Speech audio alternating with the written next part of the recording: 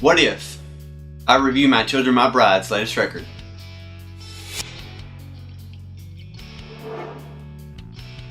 What is good, my dudes? Today I'm going to review My Children, My Bride's latest record, Vicious World. I want to preface this review by saying I don't know a whole lot about this band.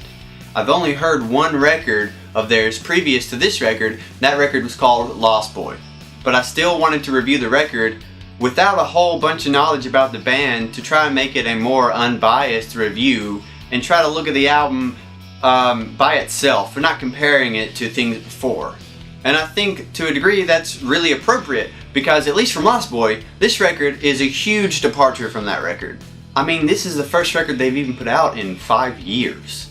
So they've had a long time to think about the direction they wanted to take the band. And the band has even had a huge lineup change. I don't know how many members there were before, but now there's only 2 members of the band. At least in all the pictures of them now, there's only 2 people. You still have Matthew Hastings, who is the vocalist of the band and has been for a while, but you also have Robert Broomfield, and I'm not sure if he was part of the band before, but he's definitely part of the band now, and those 2 people make up My Children, My Bride. And to think that 2 people got together and made this 12-track record that is really pretty great, it's pretty amazing. Having only 2 members in the band probably makes the recording and writing process a lot easier because you don't have opinions from 3 other different people or whatever. You only have the opinions of Matthew and Robert. And I'm sure they're on the same page with this because this record seems really cohesive and it seems to go together. The sound of the band now is something that I really appreciate for this band, but I might not appreciate for other bands, and I can't really explain that. I think it might be because I liked Lost Boy, and it's sort of like they matured almost along with me because Lost Boy came out in 2008. I think I got it in 2009, and that was 8 years ago, so definitely myself and the band surely has matured over that 8-year period. And so to listen to the band now, it's definitely a different experience, but I really like the record and it's one that I'll probably listen to for a while. Like I said, I'm not going to compare this record to previous records the whole time because I don't know that much of the band and I want it to be an unbiased review. But I will say this one thing, at least compared to Lost Boy, this record is way slower. Not in a sense that there's more ballads or that you're going to fall asleep listening to it. But I remember in Lost Boy there was a lot of blast beats and a lot of punk beats that were really, really fast. And I don't really think there's any of that in this record. It's really this slowed down, really heavy metal sound that has a bunch of punch and a bunch of attitude. And I love that in metal. For sure my favorite song on the record is track 9, titled Act 4, The Laughing Coffin. It has a ton of attitude and just a song that you sort of want to bang your head to a lot, but not super heavy, just like sort of get that grimace on your face and like, yeah, I actually tend to make that face a lot when I listen to music, but anyway, that song has a great groove to it, and I love a good groove in a song, and when you layer, these heavy guitars and heavy drums and a ton of bass on top of it, I love it. It's really sweet. Something else I want to point out about this record is that there's a pretty prevalent electronic influence in it. There's even 2 tracks on the record that seem to be entirely electronic, one with vocals and one without. The instrumental one is track 7 called The Fountain, and there's no vocals in it, but when you open up the lyric book it says not a sound was heard or something like that. And so I don't know if maybe that's whispered in there somewhere, really quiet to where you can't hear it. Maybe you play it in reverse or something, I don't know. Maybe it's something more poetic than that. The other one is a song featuring Trav Piper. And I don't know who this guy is, so I looked him up, and from the little bit I saw, he seems to be some sort of remix artist. And the song is pretty good. Seems out of place for the record, and that's not necessarily bad. It was just super caught me off guard. To me, it sounds like something that you would hear in a new age vampire movie. Sort of like these rave type vampires, well, that's really, really dark and stuff like that. And actually that dark theme that's in that song is throughout the entire record. The songs sound dark, a lot of the lyric content is dark, and to a degree, it's unnerving unless you like listen to this type of metal all the time. I don't personally. I still like the record, but I don't like blast records like this. So that dark undertone that carries throughout the record is slightly unnerving until you dive more into the lyrics. But we'll talk about lyrics later. That's actually my favorite part of this record, but we'll talk about that later. Something else about the record I want to mention is the second track, titled Act 1 Elysium 77. I'll talk about the importance of the Act 1 and the lyrical content of this song and the other songs later, but this song features Telly Smith of The Word Alive, which I thought was sort of cool because I haven't even listened to The Word Alive in a long time. I don't even know if they were still together or what. And I really like his voice, and it sounds really well on this song. But I almost couldn't even tell it was somebody outside of the band singing in it. There's cleans throughout the record, and they're pretty good. There's no like really high pitches or runs or anything like that. It's very appropriate for the record. And Telly Smith almost didn't even stand out until I looked into the credits and stuff like that and saw online where he was featured in the song. But the song is a really good song. Another thing about the sound is there's a lot of this like whispering on the record, sort of like really dark whispering, and like the grudge sounds a lot. It's sort of weird. It sounds really dark. It goes good with the record, and I still like the songs, but if they didn't do that in the record, I mean, it wouldn't have bothered me none, to be honest. As far as talent displayed in the record, I think there's a lot. But something I really appreciated is the fact that it doesn't sound like they tried to be this really complicated band with really complicated like guitar and bass synced rhythms that are just in these weird time signatures that I've never even heard of and stuff like that. It was really more simple than that. And I don't think that's because these guys are less talented than these other bands. I don't know if they are or not. I love the talent that they have.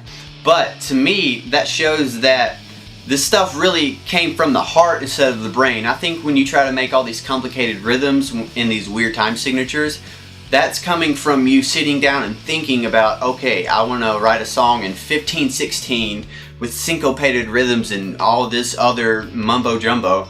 And it sounds like this band sat down and was like, alright, I'm going to play this guitar, and whatever my heart's telling me to play is what's going to come out.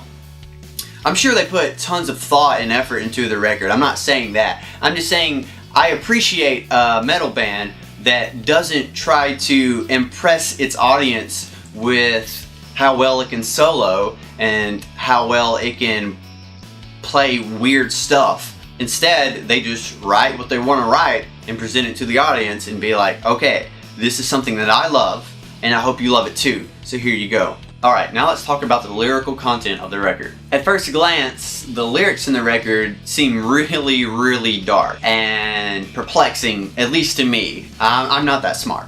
I didn't catch on to a lot of things that they put in there. At first glance, like I said, really, really dark.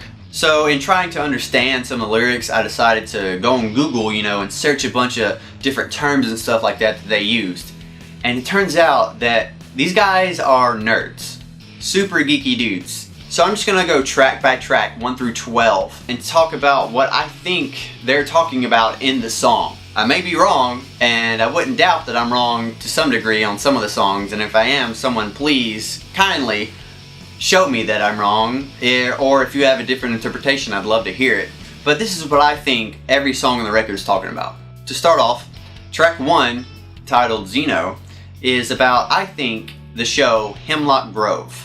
Now, I've never seen this show, and at first I thought the song was about a cult or vampires or other things like that, but I started searching some stuff, and I think it's probably about the show Hemlock Grove. Track 2, like I said before, is titled Act 1 Elysium 77. Now, this is the first act of 4 acts on the record that tell one cohesive story. And as far as I know, it doesn't refer to anything in pop culture or anything like that, but I could be totally missing it. But I do know that these songs basically tell a story of this woman who has died, and these 3 people trying to contact her via Ouija board, and they end up contacting something that's not her, and some stuff goes down. I'm not going to tell you everything about it. Just listen to the record, read the lyrics for yourself, and find out. It's pretty cool, the story that they tell. Next is track 3, titled Thorns. Now, I think this song is just about the end times, the end of the world. I don't think it refers to necessarily anything pop culture, but then again it might. I'm really dumb and I miss things like that a lot. As a matter of fact, all the references to pop culture in the record, Trey told me. I read the lyrics to him and I was like, what could this mean? He's like, that's this, that's that. So, kudos to Trey. But yeah, I think track 3 is just about the end times. It talks about, behold, the end is near, and wars and rumors of wars and stuff like that, and warheads coming down from the crimson sky and stuff like that. The next track is called Act 2 Sonar, which is the second installment of the 4-part story that they tell in the record. Track 5 is called The Acrobat, which is about a great show on Netflix called Stranger Things. The title of the song is taken from The Flea the Acrobat, a story that they use to explain the upside down dimension in Stranger Things. At one part they say, life is just a roll of the dice. And at first I hated that lyric. I thought it sounded so cheesy. But then that's about the characters playing D&D in Stranger Things. So that lyric sort of turned around for me. I still don't necessarily like it in the song, but the actual lyric was actually better in my head. They talk about ashes in the air, stirring ashes on the ground, like in the Upside Down. They talk about where does the missing child subside. That's just a really cool song to me. The next track is called Act 3, Wither, which is the third installment of the 4-part story. The next track is track 7, and it's called Fountain, and that's the instrumental electronic track of the record. Which, if you listen to it in order, it's like, whoa, is this song supposed to be on this record? But it's still pretty cool. I think it adds to the dark undertone of the record. And then you got track 8 titled Cicadas. And it has the weird spelling where the A in cicadas are V's. And I don't think, again, this song necessarily refers to anything in pop culture, but again, I could be wrong. I think it's just a general statement on humanity and the way the world is today. One of the lyrics say, we are humanity, broken, depleting, but this heart inside is pumping unity. So I think it's really just talking about how broken humanity the world is, but there's still a lot of good in the world and a lot of people that want to do good and that want to unite. The next track is called Act 4, The Laughing Coffin, the last installment of the 4-part story. And I looked up what the Laughing Coffin was. What I found was something about Sword Art Online, and also there's like this underground PvP group that transcends all games and all platforms and stuff like that, and it was really weird and I don't really understand it. So I don't know if they took inspiration from Sword Art Online or that PvP group or something else. The track doesn't, in my head, doesn't necessarily align with either of those things, but again, I'm done. The 10th track is called Kevlar, which is the song featuring Trav Piper, and for this song I honestly got nothing. I read into the lyrics and nothing came to mind, and nothing came to Trey's mind, and I couldn't really find anything on it. It might just be some metaphor, overarching metaphor instead of a reference. It has this really dark sound to it and sort of dark lyrics talking about a crow and stuff like that. And that one really has the whispers and the grudge sound when you slow down your sound, and stuff like that. It's sort of weird, but it's still a pretty decent song. The next song is called IOUN. I don't know if that's necessarily a word, but it's spelt out like an acronym or something like that. At first glance, this song sounds really dark. The first line is demonic possession of the boar god. And at first I'm like, what did I buy? I don't want to listen to no demonic possession of the boar god. But I didn't just say, oh no, devil, throw it away. I was like, okay, let me read into this, see what they're trying to talk about. So I looked it up, and this song, I think, is about Mononoke, the anime. I was looking it up, and I found something about a character, maybe the main character, I don't know, being possessed by the boar god in the show or movie.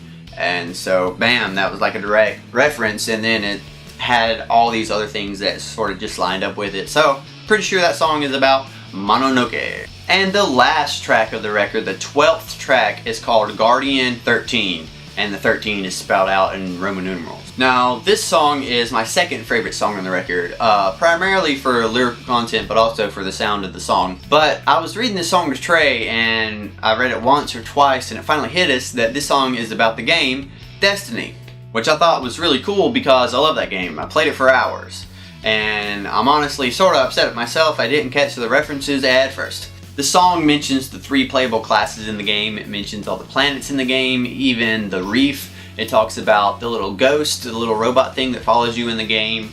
The whole song is just referring to Destiny, which is really cool to me. I really appreciated that.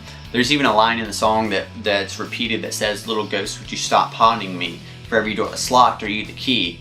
And that's a direct reference to the little like ghost robot thing that follows you around and unlocks doors for you while you go kill aliens or whatever. So overall, I really liked this record. I really appreciated it.